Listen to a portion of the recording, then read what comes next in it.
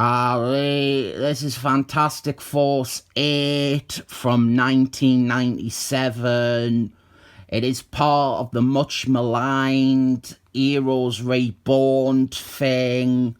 And I bet you're all sitting there expecting me to defend Heroes Reborn and say something like, "Ooh, not all 90s comics are automatically shit." But Heroes Reborn is. Anyone who claims to like Heroes Reborn is lying. And probably also lying about what age of people they are attracted to. For any newcomers, Heroes Reborn was this mistake Marvel did done in 1996, where they licensed out 4 of their big titles to IMAG Comics: Avengers, Fantastic Force, Captain America, and Iron Man. This lasted for 13 issues, and I'm sure someone will say that they sold. But Dan Slott wrote some of the worst Spider-Man stories around, and they sold. So saying that people were stupid enough to buy something isn't a good enough excuse. This is the Fantastic Force book they did. All 4 of the books they did were crap. There was one good idea in the entire thing, and that was giving Captain America a teen girl sidekick. At least the art is okay in this one.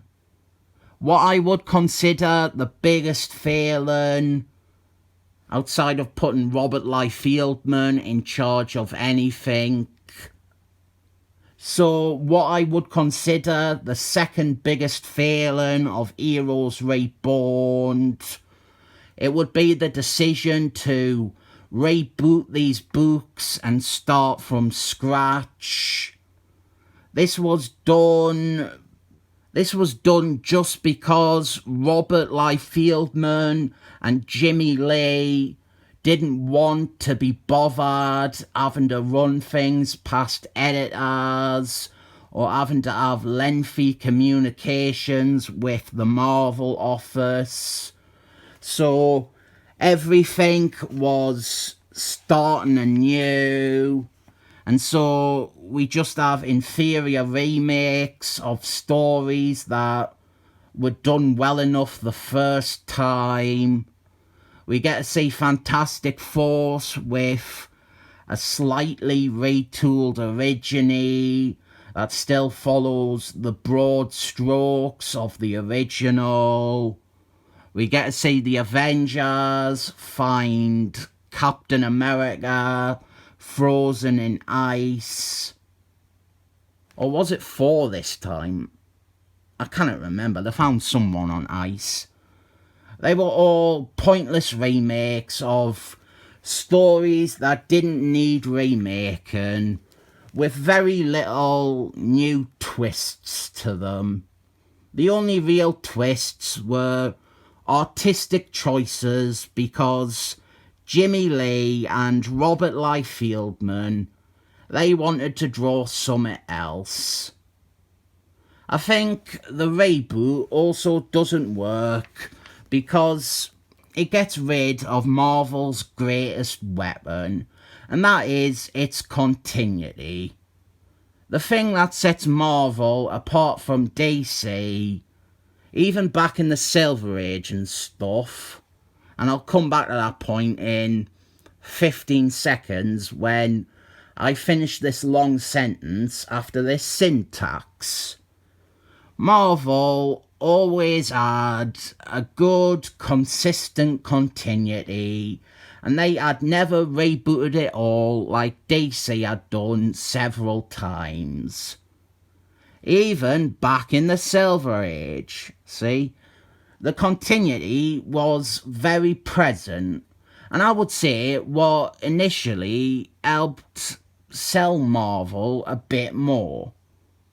What I remember, this is in my mind, the definitive bit of shared universe, and what precluded Marvel's much richer shared continuity. In Amazing Spider-Man number 8, there is a bit where Spider-Man meets up with Human Fire, and they are talking and they refer to a previous meeting, and then there is an editor's note, a little caption box at the bottom of the panel saying that if you missed it, this meeting was in Strange Tales issue whatever. I remember that, and I remember reading that and getting annoyed that I seem to have missed an important Spider-Man story. A story with Spider-Man which was so important that they are referencing it in Spider-Man's comic. They include that in the omnibus.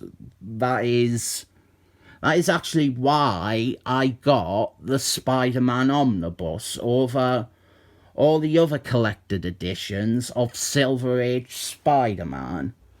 The omnibus actually includes that Strange Tales issue. But that for me, that is at its core, that is one of the best things about Marvel.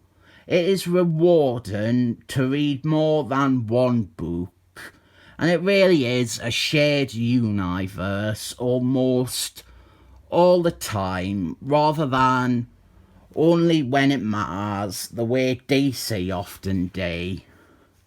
What we got here is a crappy remake of the Stanley Lee, Jack Quimby story from Fantastic Force, the one just before the Galactus Man trilogy.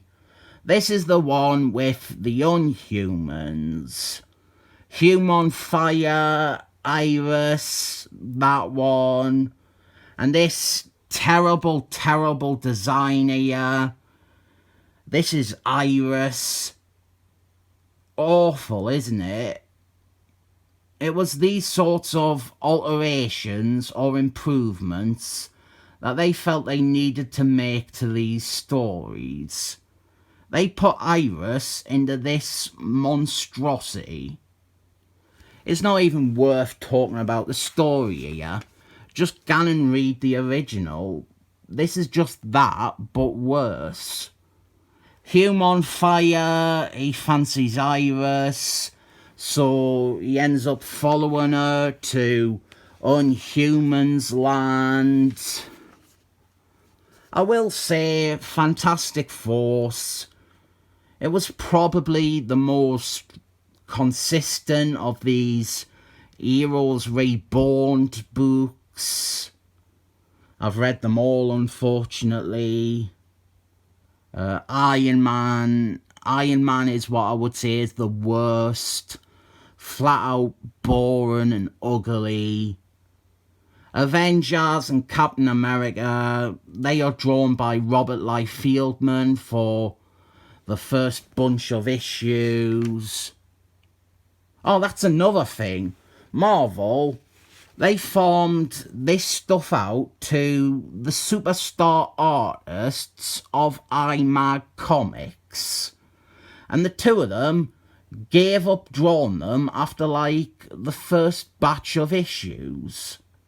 It's like, what even is the point? Is it worth selling out, abandoning everything that made the characters work, their histories and their past stories? Is it worth it to have Robert Liefeld write and draw 4 issues of Captain America? The answer is surprisingly yes, because it really cheesed off Martin Quaid, and got in the way of Martin Quaid writing even worse Captain America stories that are canon. So when all is said and done, I actually love Heroes Reborn for momentarily saving my favourite superhero from one of the worst runs on his book.